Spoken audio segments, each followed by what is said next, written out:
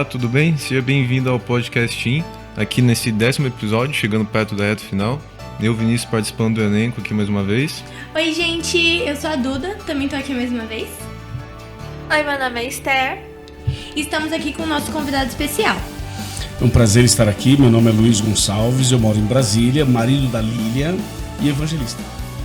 Muito bom ter você aqui com a gente. Então, não esqueçam de nos seguir, tanto aqui pelo YouTube quanto no Instagram também. Curtir nossos vídeos e comentar. Você está escutando o Podcast Team, uma iniciativa dos adolescentes da Igreja Adventista Central de São José dos Campos. Luiz, você pode fazer uma oração pra gente começar o nosso estudo? Sim, vamos orar. Senhor nosso Deus, nosso Pai, muito obrigado por esse momento em que vamos estudar a Tua Palavra. Pedimos sabedoria, pedimos que o Teu Santo Espírito nos ilumine, que o Senhor abençoe todos os adolescentes e também as demais pessoas que vão participar e receber essa mensagem. Em nome de Jesus, amém. Amém. Hoje estamos com o nosso convidado especial e a gente queria começar tendo uma conversa com ele para você também conhecer ele junto com a gente. Uma entrevista. Então, a minha primeira pergunta é a seguinte: quanto tempo você tá nesse ramo de evangelista? Olha, eu sou adventista desde 1986.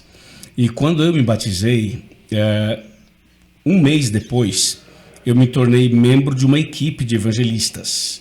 Eu era um professor de Bíblia. Eu ia de casa em casa ensinando a Bíblia. Então eu já era um aprendiz de evangelista. Um ano depois, eu me tornei um evangelista voluntário, assim, não assalariado. Não recebia para isso. E depois de 2 anos, eu me tornei, então, um evangelista de fato. Portanto, eu tenho 37 anos de adventista e 35 anos de evangelista. Nossa, Que legal. E o que te levou a ser um evangelista? O que te inspirou para você ser um evangelista? Essa é uma boa pergunta, Esther. O que me levou a fazer o que eu faço foram 2 pessoas. Primeiro, um senhor chamado Carlos e depois um outro pastor chamado Alcides Campo Longo. Esse Alcides Campo Longo era o evangelista de todo o estado de São Paulo e ele que me chamou para trabalhar com ele. Então, eu vi ele fazendo e eu fiquei inspirado nele. Achei que ele fazia era muito bom. Então, eu queria ser igual a ele. Antes disso, quando eu estava me tornando adventista, teve uma pessoa que me ensinou a Bíblia. E essa pessoa é o seu Carlos. E o que me impressionou no seu Carlos é que ele ia à minha casa e ele não usava a Bíblia dele, porque a minha Bíblia era uma bem grande, aquela bem grandona, toda ilustrada. Aí ele falou assim: sua Bíblia é muito pesada, guarda a sua Bíblia e usa a minha. E ele deu a dele para mim e ele ficou sem Bíblia. E aí me chamou a atenção, porque toda vez, Vinícius, que ele ia falar da Bíblia, ele falava assim: abra a Bíblia em Mateus 25, 30. Eu abria, ele falava leia, eu lia e ele explicava. Aí, Duda, ele falava assim: agora vamos para Apocalipse 1, 7. Eu abria, ele falava leia, eu lia, ele explicava. E ele ia falando do versículo atrás do outro de memória. E ele citava, eu lia, e ele explicava, e eu fiquei assim, uau, fiquei de boca aberta. Nunca tinha visto alguém fazer assim, falar tudo de memória da Bíblia. Aí aquilo me impressionou. E eu pensei, quem é esse cara? Deve ser o Papa da Igreja Adventista, eu pensei. Aí depois eu descobri quem era esse camarada. Era analfabeto. Ele não sabia ler. Por isso que ele deu a Bíblia para mim e eu lia e ele explicava. Então isso me impressionou tanto que eu pensei assim: um dia eu também posso ensinar a Bíblia. E aí esses 2 homens me inspiraram a ser evangelista, ensinar a Bíblia para as pessoas. Nossa, que legal. E mais ou menos por quantos países? Ou foi só aqui no Brasil que você evangelizou? Não, eu sou evangelista, eu viajo o mundo todo. De todos os continentes, eu só não fui na Oceania. Os outros já fui em todos. Que legal. E qual foi o lugar assim que você mais teve dificuldade? Passou por dificuldade? Em termos de país ou geral? Geral, Se estadia. for geral, foi na cidade de Aparecida, que fica perto de São José dos Campos, indo para o Rio de Janeiro. Lá foi o meu maior desafio. Falando de lugar, né? Falando de país, o lugar mais difícil foi o Japão. Você foi pro Japão? Sim. Que legal. Fiz uma série de evangelismo no Japão. Na cidade de Toyota, onde tem a fábrica original da Toyota, que é esse carro, essa marca Toyota, né? Sim. Eu fiquei lá um tempo, fiz o evangelismo lá. Depois fui para Tóquio. e passei por outras cidades, mas eu fiz nesses 2 lugares, Toyota e Tóquio. Então, falando de países, o país mais difícil foi o Japão. Falando de lugar, o mais difícil foi a cidade de Aparecida, no interior de São Paulo. Entendi. Você se comunicava em inglês com as pessoas? No Japão? Sim. Não, no Japão, no Japão eu me Brasil. comunicava em português e tinha uma pessoa do meu lado traduzindo para o japonês. Porque legal. também o inglês para eles não ia resolver. Então eu pregava em português e alguém traduzia para o japonês. Legal. O Japão é um país muito interessante, Vinícius. As pessoas são muito disciplinadas, mas muito, muito, muito.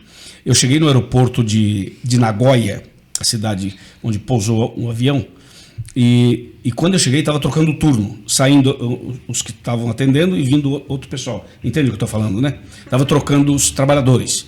Tipo assim, o pessoal que atendeu até aquele horário estava indo embora e estava entrando outro pessoal no aeroporto, os atendentes. Eles saem em fila. Parece escola, criança pequenininha que entra na escola de fila. Então, tudo em fila. Eu olhei assim e fiquei... Nunca tinha visto isso assim, né? E fiquei impressionado. E lá tudo muito organizado, tudo muito limpo. Eles são muito higiênicos, muito cuidadosos. Isso impressionou muito lá. Tanto no lugar público quanto na residência ali na casa. Ele tá certo, é isso mesmo, Vinícius. Inclusive, lá você não vê muito lixeira nas ruas. Tem, mas não são muitas. Porque as pessoas pegam o lixo, colocam numa sacola, põem na bolsa e levam para casa. E lá ele descarta, separando o lixo, o que é para reciclagem e o que não é para reciclagem. É uma lição para todo mundo, né? Com certeza. Mas vamos começar a lição? Porque senão vai estender muito. Então, pode começar. Bom, o título da nossa lição 10 é A Primeira Testemunha. Você pode ler pra gente, Duda? Posso sim. Então vamos ler o texto. Não me detenha, porque ainda não subi para o meu pai.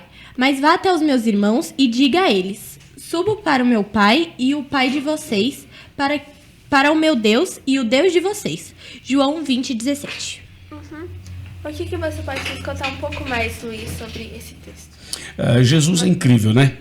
Jesus é muito especial em tudo, né? E a maneira como Jesus se relacionava com as pessoas é uma lição pra gente. Nós estamos num tempo, numa época, em que tem muito preconceito, né? As mulheres já conquistaram muito espaço. No passado, as mulheres sofriam mais. Você sabia que no tempo de Jesus as mulheres eram muito discriminadas e que elas não podiam ser nem contadas? Tipo assim, se nós estivéssemos no tempo de Jesus hoje, então iam falar assim, no podcast tinha 2 homens. Não ia falar de vocês duas. Então, naquele tempo, tinha muito preconceito com mulheres. E Jesus, ele quebrou isso. Por isso que Jesus é muito querido por todo mundo, porque Jesus foi quebrando essas ideias erradas. Por exemplo, essa mulher aqui era uma prostituta. E todo mundo queria apedrejá-la, a mulher da história, né? Que nós estamos estudando. Queriam apedrejá-la. E Jesus disse o que para ela? Não, eu não te condeno, eu te perdoo, você está arrependida, agora vai e não peques mais. Ela foi transformada por Jesus. Jesus valorizou essa mulher. Jesus mostrou a dignidade que tem o ser humano. Para ele, o ser humano tem dignidade. Então ele valorizou isso. E quando ele ressuscitou, ele não apareceu para o pastor, nem para o sacerdote, nem para a pessoa consagrada da igreja, o líder. Ele apareceu para ela. Para uma mulher? Para uma mulher, e não era qualquer mulher. Era uma mulher com uma história dessa. Então, isso é muito forte, né? Pra gente. Né, Vinícius? Com certeza. E a Maria Madalena estava muito presente ali, né? Enquanto os discípulos estavam em luto, separados, aí Maria Madalena, junto com outras mulheres, estavam ali no túmulo, fazendo manutenção. Ela tornou-se uma discípula, né, de Jesus. Ela passou a seguir Jesus como os discípulos também seguiam. Ou seja, ela não só aceitou Jesus, como ela passou a seguir Jesus. E essa é uma lição para os adolescentes.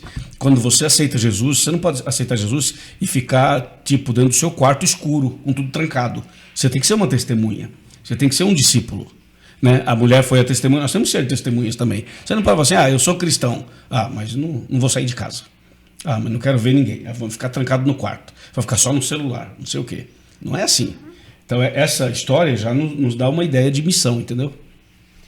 Luiz, 23, eu tenho uma dúvida que me apareceu. Você falou que ela seguia Jesus como se fosse um discípulo. Sim. É possível que na época de Jesus, além dos discípulos, tenham mais mulheres que seguiam Jesus, mas, tipo, pelo contexto que você falou, não estejam escritos na Bíblia? É possível, sim. E a Bíblia dá uma dica sobre isso. Dá um pequeno, não vou dizer nem um spoiler, porque não é um spoiler, mas a Bíblia dá um lampejo, um pequeno texto que faz a gente entender isso. Quer ver? Ó? Eu vou ler para você esse texto para responder a tua pergunta. Está em Lucas, no capítulo 23. Lucas capítulo 20, deixa eu ver se é 23 ou 22, que aqui é ao vivo, na hora, né? Esse texto de Lucas aqui vai mostrar pra gente algo extraordinário que aconteceu e você vai ver as mulheres aqui participando exatamente conforme você acaba de falar. Lucas 22? Deixa eu só conferir aqui se é 22, ou se é 23 ou se é 24, porque nós temos aqui várias... ok, pronto, 23, Lucas 23... A partir do versículo, vamos pegar aqui do versículo 54. Lucas 23, 54. Eu gostaria que o Vinícius lesse o 54, a Duda o 55 e a Esther o 56. Era o dia da preparação e começava o sábado. 55? As mulheres que haviam acompanhado Jesus desde a Galileia seguiam José e viram o sepulcro e com o corpo de Jesus fora colocado nele. E voltando elas, prepararam especiarias e Unguento. E no sábado repousaram conforme o mandamento. Então, aí não fala os nomes delas. Então fala que eram mulheres. No 55 fala assim, as mulheres que tinham vindo da Galileia com Jesus. Então elas tinha mulheres que seguiam Jesus. Né? Você viu aqui fala as mulheres, no plural, né? Então algumas se destacaram, como Maria, como Maria Madalena, como Salomé, algumas outras. Tem os nomes citados. Mas muitas outras não, né? Então Jesus tinha realmente mulheres que seguiam muito os seus passos. Voltando à lição, o encontro, a revelação e a missão. Por que Maria não reconheceu Jesus? Essa é uma boa pergunta. A pergunta Maria não reconheceu Jesus a princípio porque Jesus, quando ressuscitou glorificado. Né? Jesus não ressuscitou, ele mantinha ainda a figura humana. Só um pouquinho, pastor, só dando contexto para quem está vendo. Tá. Jesus ele ressuscitou, né? A pedra já não estava mais ali. As pessoas sabiam que ele estava vivo, mas ninguém tinha visto ele publicamente, né? É isso aí. Muito bem, Vinícius. Exatamente. As pessoas realmente não sabiam. Então a notícia foi se espalhando a partir do momento que alguém viu Jesus. E a primeira pessoa que viu Jesus foi Maria. Mas quando ela chegou no túmulo, ela viu que a pedra não estava ali. Ela olhou, viu que estava aberto o túmulo e falou assim, ei, roubaram o corpo de Jesus. Sumiu, o que aconteceu com o corpo dele? Então ela estava tentando entender o que tinha acontecido. Aí ela viu uma pessoa, ela pensou que era o jardineiro. Daí ela foi lá para o jardineiro e perguntou, escuta, você viu o que aconteceu com o corpo do meu Salvador? Aí essa pessoa respondeu de uma maneira meio que genérica. Tipo assim, né, não revelou que era Jesus. Aí Jesus então se dirige a ela, primeiro ele chama de mulher, depois ele chama de Maria. E quando ele cita o nome dela, que ela olha, ela conhecia a voz, então ela reconhece que é Jesus. Sim. Aí ela corre para abraçar Jesus. Óbvio, eu faria a mesma coisa, né? E Jesus falou o que para ela? Não me toques, não me detenhas, porque eu ainda não subi ao meu Pai. Por que Jesus atribuiu a Maria a missão de levar as boas notícias de sua ressurreição? Olha, eu responderia essa pergunta, Duda, dizendo que Jesus ele atribuiu a Maria, especificamente ali, mas atribuiu a cada um de nós também, de levar essa missão, né? Primeiro, Maria, quando viu Jesus, foi a primeira pessoa que viu, então automaticamente ela tinha uma responsabilidade. Né? Foi ela quem viu Jesus. Então Jesus vai e conta para as pessoas. E a primeira pessoa depois de Maria que ficou sabendo foi Pedro. E aí a notícia se espalhou a partir dali. Então isso ensina uma lição para a gente, Esther. Ensina a seguinte lição: quando você sabe algo de Deus que ninguém sabe, você tem a responsabilidade de ensinar. De compartilhar. Compartilhar. Se você tem o conhecimento de Jesus, da volta dele, da vida eterna, você sabe disso, teu amigo da escola não sabe, a tua amiga não sabe, você precisa falar para ele, falar para ela. Isso é missão. Isso é o que a gente está lendo aqui, ó, a missão de Maria. Então Jesus dá a ela automaticamente, porque ela foi a primeira a ver. Mas tem um detalhe aqui curioso, hein, meninas e Vinícius? Um detalhe muito curioso. É o seguinte, quando a notícia espalhou, os discípulos ficaram impactados, mas teve um que não acreditou. Foi Tomé. Tomé não acreditou. Você acha que Tomé não acreditou porque ele era um rebelde? Não. Porque ele era muito racional. Então ele falou assim, eu só acredito se eu mesmo com os meus olhos, e eu quero tocar. Não só quero ver, quero tocar. Aí agora, ó o contraste. Lembra um pouquinho da nossa conversa antes, que Maria quis tocar e Jesus falou assim, não me toques e não me detenhas porque eu não subi ao Pai? Aí depois de alguns dias, Jesus aparece para os discípulos lá dentro do cenáculo. Sim. Aí Tomé questiona Jesus e fala assim, toca aqui em mim. O que isso significa? Que ele já tinha sido do Pai. Yes. Esse subido, tipo, seria o quê? Ele subiu... Jesus, assim que ressuscitou, ele foi até o céu, tipo assim, cumprir minha missão. E eu vou usar uma linguagem nossa, assim, né? Uma linguagem humana. É tipo assim, ele vai até o céu e Deus fala assim, perfeito. Aí Jesus desce para continuar a missão dele. Estou usando uma linguagem assim para ficar mais fácil de entender. Entendi. Bom, eu vou ler agora a reflexão de um trecho do livro O Libertador. Enquanto o Salvador estava na presença de Deus, recebendo dons para a sua igreja, os discípulos choravam e lamentavam. Bom, isso eu até falei um pouco atrás, né, que os discípulos estavam tudo desolado, né? Afinal, eu sempre falo isso aqui, que a gente tem falado bastante sobre os discípulos, eles eram tudo adolescente, perderam a figura paterna deles, cada um foi para o seu lado, né? E eram só os desajustados, né? Tomé era o mais racional, João era chamado de filho do trovão, né? E assim, era muito difícil, né? Mesmo assim, quando Maria contou essa história, muitos não acreditaram e ficaram... Ou também ficaram meio com o pé assim, na esperança. Um pé para trás, exatamente. E na verdade, se você parar para pensar, Jesus tinha falado sobre isso antes. Enquanto Jesus caminhava com eles, durante aqueles 3 anos e meio, Jesus falou que ele ia morrer, que ele ia ressuscitar. Jesus havia falado isso para eles, mas uma coisa é você ter a teoria, outra coisa é você ter a realidade. Tipo assim, nós cremos que Jesus vai voltar. A gente crê, mas quando Jesus voltar, nós vamos ser impactados. A gente sabe que ele vai voltar. A gente prega sobre isso. Mas quando ele voltar, que aparecer no céu assim, você vai olhar e vai dizer... Vai dar um impacto, como aconteceu aqui. Então, os discípulos, de alguma forma, sabiam que Jesus ia ressuscitar. Mas agora aconteceu mesmo, né? E cadê? Ele vai vir aqui visitar a gente? Né? E ele foi.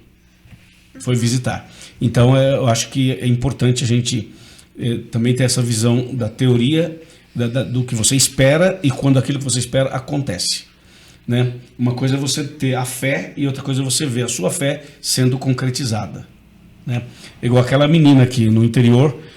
não chovia muito tempo e o pastor falou assim, nós vamos nos reunir na igreja para orar e pedir chuva. E a reunião vai ser quarta-feira de oração. A menina foi e levou guarda-chuva. Aí riram dela, falaram assim, por que você trouxe guarda-chuva? Não chove há tanto tempo. Ela falou, nós não vamos orar para Deus mandar chuva? Então já trouxe guarda-chuva. Ela acreditou. Ela acreditou. Nem todo mundo acredita. Muita gente só fica na teoria. Então, os discípulos, eles também eram seres humanos como a gente. Então, eles tinham a informação, mas não tinham essa fé tão sólida. Por isso que, quando aconteceu, eles ficaram impactados. Tanto é que, quando Jesus foi preso, eles abandonaram Jesus. E só depois que eles voltaram. Entendeu? E esse assunto vai longe. Se a gente fosse falar aqui, você tinha que fazer uma série de 1 semana só de podcast. Tem um outro trecho aqui que eu também vou ler. Pedro era o discípulo que mais sofria por ter negado Jesus. Por isso, o anjo pediu para que a mensagem da ressurreição fosse dada especialmente a ele, a fim de trazer consolo e esperança ao seu coração. Então, é o que nós falávamos antes. Primeiro Jesus aparece a Maria e depois de Maria o próximo foi Pedro. Então Jesus, essa aparição dele também para Pedro, essa informação dada a Pedro, solidificou a fé de Pedro e mostrou para Pedro que o que Maria tinha falado não era uma mentira, era uma realidade. Sim. Mas tem uma coisa aqui que Pedro era o discípulo que sofria por ter negado Jesus. O caso de Pedro é um caso assim que se destacou. Mas se você for analisar a vida de cada um dos outros, também todos erraram. Todos cometeram erros. Mas o de Pedro impactou mais. Porque Pedro era um tipo de um líder. E Pedro era aquele cara que oscilava muito. Entendeu? Um dia Pedro estava assim, a fé dele estava lá em cima. Outro dia a fé estava lá embaixo. Um dia Pedro era o cara de muita fé. Outro dia era um cara todo confuso, todo inseguro e negava Jesus. Então Jesus foi paciente com Pedro, muito paciente, até converter Pedro. Assim é com a gente também. A gente erra muito, falha muito, tem oscilações muitas vezes, e Jesus tem paciência com a gente. Com certeza. A lição também traz um pouco sobre a família de Jesus. O que João 19:25 nos revela sobre a família de Jesus? Duda? Ali tem escrito não. A gente tá bem Lucas. É João, né? Isso. 19:25. Aqui, ó. Aqui, achei. Eu já achei. Tá bom. Foi? É só 25? Acho que. Então tá. Posso ler? Todo mundo achou? Sim, pode ler. Então tá. Perto da cruz, Jesus estava sua mãe, a irmã dela, Maria, mulher de Clopas. Não, calma aí, deixa eu ler de novo. Deixa eu ler primeiro. Perto da cruz, Jesus estava sua mãe, a irmã dela, Maria, mulher de Clopas, a Maria Madalena. É isso que diz. 3 Marias? Tem muitas Marias aí. Maria, mãe de Jesus, a irmã dela, Que a Maria... mulher de Clopas e mais uma Maria. A Madalena. A Madalena. É. Isso. Então aí as Marias estavam aí. Mas na verdade, uma vez Jesus aqui na terra estava num lugar assim, aí alguém chegou e falou assim: Jesus, os teus irmãos estão lá fora e querem falar com você. Jesus falou assim: quem é minha mãe? Quem são os meus irmãos? Aí ele fez a pergunta e ele mesmo respondeu. Ele falou assim: a minha mãe e meus irmãos são todos aqueles que fazem a vontade do meu Pai que está nos céus. Ele quis dizer: a minha família é maior do que essa que está aqui. A minha família está em São José dos Campos, a minha família está em Taubaté, a minha família está em São Paulo, a minha família está no Brasil, a minha família está no Japão, a minha família está no mundo todo. Ele quis dizer isso. Quem é da família de Jesus? É todo aquele que ama a Deus e guarda os seus mandamentos. Mas Jesus, nesse texto, mostra que tinha pessoas mais próximas. É igual a gente. Nós somos irmãos na fé. Mas você mora na sua casa, ele mora na casa dele, ela mora na casa dela, eu moro na minha casa. A gente não mora na mesma casa. Mas nós somos irmãos na fé. Tem uma fé que nos torna irmãos. Só que a gente mora em casas separadas. E nós temos educação diferente. Temos pais diferentes. Tivemos uma infância diferente. Mas nós temos a mesma fé.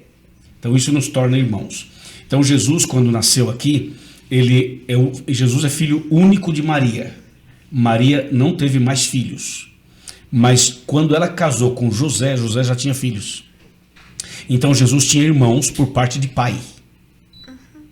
Então essa era a família, vamos dizer assim, entre aspas, biológica, né? De Jesus. Entre aspas, porque era só filho de José, não era filho de Maria. Então, e além disso, tinha essas Marias que eram muito próximas, porque uma era irmã da Maria, mãe de Jesus, e elas eram meio parentes, assim. Então, por isso que fala a família de Jesus. E estendendo a sua mão para os seus discípulos, disse: eis aqui a minha mãe e meus irmãos, porque qualquer que fizer a vontade do meu Pai que está nos céus, este é meu irmão, irmã e mãe. Mateus 12, 49 e 50. Você viu que foi exatamente isso que eu havia comentado, né? Então, na verdade, Jesus queria dizer assim: a minha família não é só esse grupinho que está aqui. A minha família é maior. Sim. A promessa de Cristo.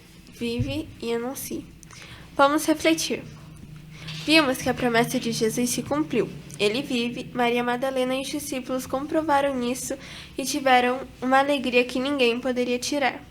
Para encerrar o nosso papo de hoje, vamos ler. Pode ler pra gente? Posso.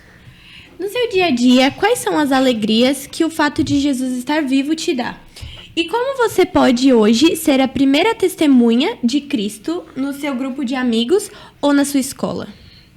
Boas perguntas. Então, por que tem essa pergunta o que você acabou de ler, Duda? Por causa do texto anterior. O texto anterior, nós estamos observando a promessa de Jesus que se cumpriu, né? E ele vive, Maria teve um encontro com Jesus, viu que ele vive, e os discípulos comprovaram isso, tiveram essa alegria que ninguém podia tirar. Então eles viram e eles se tornaram testemunhas. Nós não vimos. Aí tem um texto na Bíblia que fala assim: bem-aventurado quem não viu e creu. Né? Então veja, você crer quando você vê é fácil, mas você crer sem ver é mais difícil. Com certeza. Por isso que Jesus disse: bem-aventurado quem não viu e creu. Isso é interessante. Então fala assim, aí no seu dia a dia, quais são as alegrias que o fato de Jesus estar vivo te dá? Você sabe que eu li um texto, esse texto é muito impressionante, Duda, Esther e Vinícius. O texto que eu li fala assim: se Jesus não tivesse dado a vida na cruz, e se Jesus não tivesse ressuscitado, nós não teríamos água para beber. Nós não teríamos alface para comer, não teríamos salada, não teríamos arroz, não teríamos feijão, nós não teríamos nada. Porque, veja, o pecado está no mundo, mas ainda assim a gente tem comida, a gente tem uma casa, a gente tem uma família, a gente tem momentos alegres, momentos bons, a gente tem. Mas isso só existe porque Jesus morreu e ressuscitou. Se ele não tivesse feito isso na cruz, não tivesse ressuscitado, não haveria isso. O mundo teria sido destruído por Satanás. Hoje o Satanás faz coisas ruins, mas ele não tem poder para fazer tudo que ele quer fazer, porque Deus não permite. Sim. Então, nessa terra entrou o pecado, mas nessa terra entrou a graça. Aí vem um texto que fala assim: onde abundou o pecado, superabundou a graça. Tipo assim, onde o pecado foi derramado, a graça veio e derramou mais ainda. Entendeu?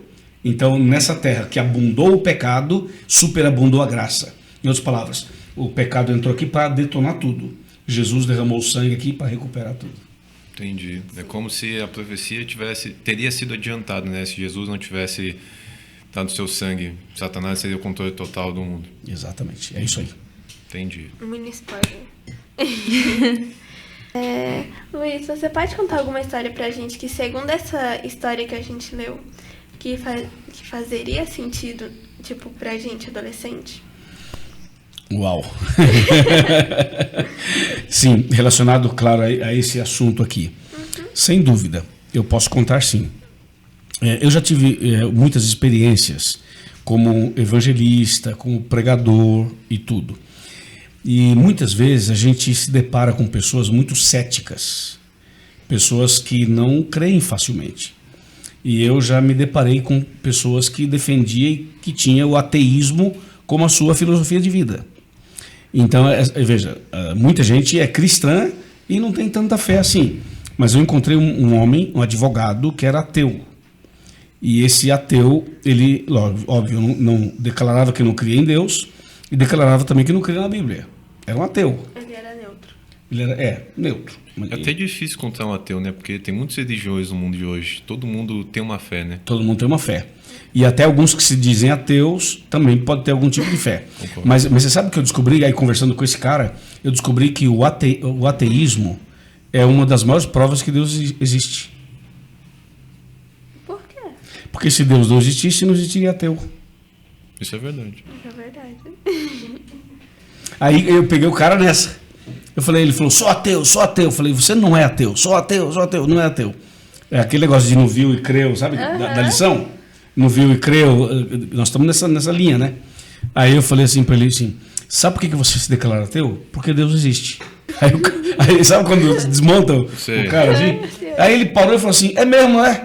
Eu falei, é. Ele falou, então Deus existe. Ele, claro, senão você não seria ateu. E ele virou... Claro, aí ele começou um processo de conversão. Ele se converteu. Ai, que bom. Ele se converteu e se tornou adventista. bom. Mas não é fácil. Isso é um milagre desses grandes aqui. Sim. Então, só para finalizar aqui sobre esse assunto que você me perguntou. Então, você que está vendo a gente, você que está participando desse podcast, você que está estudando conosco essa lição, Jesus ama você. Jesus morreu por você, ressuscitou por você, e Ele vai voltar para buscar você. Essas palavras que eu estou dizendo, elas não são meras palavras, elas são promessas de Deus. Se você crer nisso, se prepare, entrega a sua vida para Deus e testemunha de Deus para outras pessoas. Amém. Amém. Bom, chegando no fim desse episódio aqui, nós vamos nos despedir. Foi muito legal ter o pastor aqui, né, conosco, o Luiz. E muito bom, né, estar sempre aqui estudando. A gente começou com o Walter e a Débora, com nossos diretores aqui, e aí foi aumentando, assim, com mais convidados, mais gente. Eu acho bem legal isso. O programa só tá crescendo. É. Sim. Sim. Obrigada por ter participado do nosso podcast. É sempre uma honra ter você aqui conosco. Obrigado. Então, E fica o convite para você voltar mais vezes. Muito obrigado. Prazer foi todo meu. Bom, agora é com você. Se você não é inscrito no nosso canal, se lembra, se inscreve, curte, clica no sininho. A gente tem tanto no YouTube quanto no Instagram, procura lá no Instagram. Se você tiver alguma dúvida, pode mandar no nosso particular que a gente te responde. então tá bom. Finalizando esse podcast. Tchau, gente. Tchau, Tchau. Tchau.